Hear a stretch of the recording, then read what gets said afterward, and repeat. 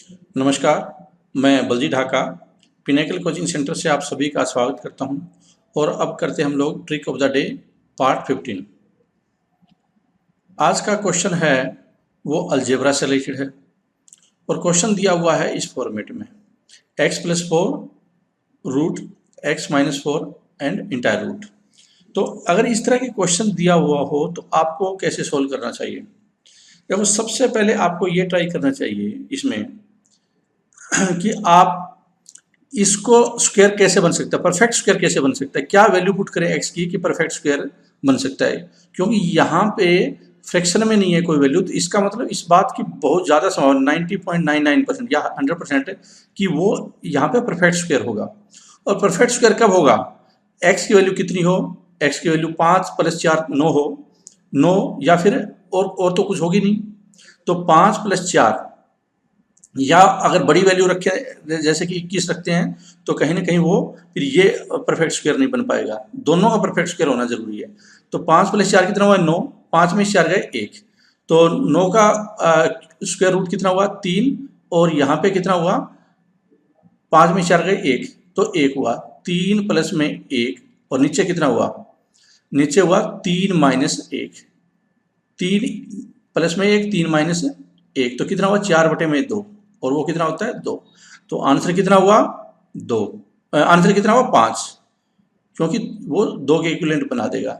हमने यहाँ पे क्या ट्रिक यूज की है? हमने ये ट्रिक यूज की है कि इसको आप परफेक्ट स्क्वायर है वो बनाइए, क्योंकि ताकि वो फ्रैक्शन में ना जाए आगे कोई चीज़ ऐसी, और वो आप कोई ऐसी वैल्यू पुट करो जो इसको कंप्लीट करे। और वो वैल्यू क्या है? वो हमने 5 पुट की। आप ऑप्शन से भी देख सकते हैं कि वो कौन सी पॉसिबल वैल्यू हो सकती है, वरना आप अगर वैसे भी पुट करें बिना ऑप्शन देखें तो भी आप निकाल देंगे। जब इस तरह के क्वेश्चन अगर आप सोल्व करें तो पहले ये टेक्निक यूज करनी चाहिए, इससे आपके 90% क्वेश्चन सोल्व हो जाएंगे। एक दो क्वेश्चन होगा जो अगर कोई लंबा चौड़ा है तो उसमें दिक्कत आएगी, लेकिन आमतौर पर एसएससी में इस तरह के आते नहीं है, आप बहुत आसानी से सोल्व कर सकते हैं। दूसरी टेक्निक क्या है कि आप इसको कंपोनेंट और डिविडेंडो से आप सोल्व कर सकते हैं, हालांकि उसमें टाइम लगता है। कंपोनेंट डिविडेंडो से पहले आपको जो परफेक्ट स्क्वायर है वो टेक्निक, या अगर किसी में पहले x की वैल्यू दी हुई है तो अप्रोक्सीमेशन टेक्निक है वो यूज करनी चाहिए। तो इसमें हम कंपोनेंट और डिविडेंडो भी यूज करते हैं कि कुछ स्टूडेंट हो सकते हैं उनको पता ना हो, तो उन स्टूडेंट्स के लिए हम लोग वो यूज कर रहे हैं कि उसको कैसे यूज करते हैं, कंपोनेंडो एंड डिविडेंडो। x + 4 है और x - 4 है = 2, ये दी हुई है स्टेटमेंट, इक्वेशन दी हुई है। अब देखो, कंपोनेंट और डिविडेंड होता क्या है? a प्लस में b और a माइनस b = c/d, और c प्लस में d और c माइनस d वो होता है a/b। ये कंपोनेंट और डिविडेंड होता है। अब देखो, इसको मैं अगर a मान लेता हूँ, a plus b a minus b, a plus b a minus b, मैंने इसमें लगा दिया ये a plus b a minus b, ये है c/d के बराबर होना चाहिए, तो ये 2/1 हो गया। अब मैं c प्लस d इस फॉर्मेट में लाऊं इसको, तो क्या होगा? तो इसका मतलब ये हो जाएगा 2 प्लस में 1 और 2 माइनस में 1 3, और वो किसके बराबर होगा? वो हो जाएगा फिर a x+4, ये a है, और b कितना था? x-4। अब दोनों तरफ अगर हम लोग इसका स्क्वायर करते हैं तो कितना हो जाएगा? दोनों तरफ स्क्वायर करने पे 9 हो जाएगा, x+4 और x-4।